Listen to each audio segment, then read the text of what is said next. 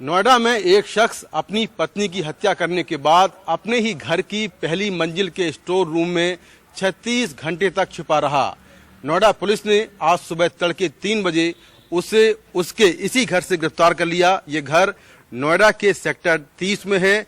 D40 ये मकान number है, जहां पर 61 साल की रेणु सिन्हा रहती थीं, जो सुप्रीम कोर्ट की जानी मानी वकील थीं। पुलिस ने कल शाम को 5 बजे उनका शव इसी घर के बाथरूम से बरामद किया और उस वक्त वो लहूलुहान हालत में थीं। बाद में उनको मृत घोषित कर दिया गया। तो यहाँ पर पुलिस पहुंची, पुलिस ने जांच की, लेकिन उनके जो पति हैं नितिन नाथ सिन्हा, वो घर से गायब थे। रेणु सिन्हा के जो भाई हैं, उन्होंने पुलिस को जानकारी दी कि उनकी बहन का जो फोन है वो लगातार बंद आ रहा है। तो पुलिस ने एक बार फिर से पूरे घर का सर्च ऑपरेशन किया और इसी मकान की पहली मंजिल में जो स्टोर रूम है वहीं से उनको गिरफ्तार किया।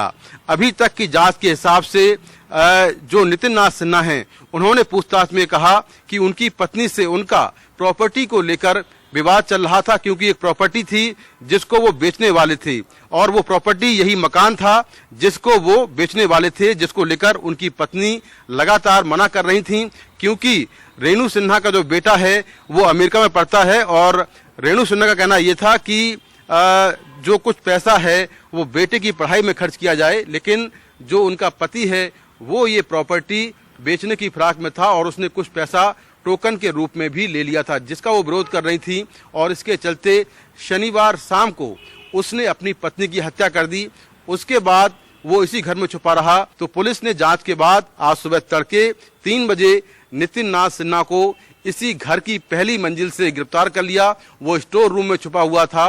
उसने अपना जुर्म कबूल कर लिया है और ये कहा है कि प्रॉपर्टी विवाद के चलते उसने अपनी पत्नी की हत्या की है। तो इस तरह से नोएडा के एक बेहद ही पॉश इलाके में इस हाई प्रोफाइल हत्याकांड को अंजाम दिया गया और 36 घंटे तक पत्नी की हत्या के बाद आरोपी अपने ही घर में छुपा रहा, जिसे अब नोएडा पुलिस ने गिरफ्तार कर लिया है। नोएडा से कैमरामैन मोहम्मद मुसलिन के साथ मैं मुकेश सिंह सेंगर, NDTV इंडिया।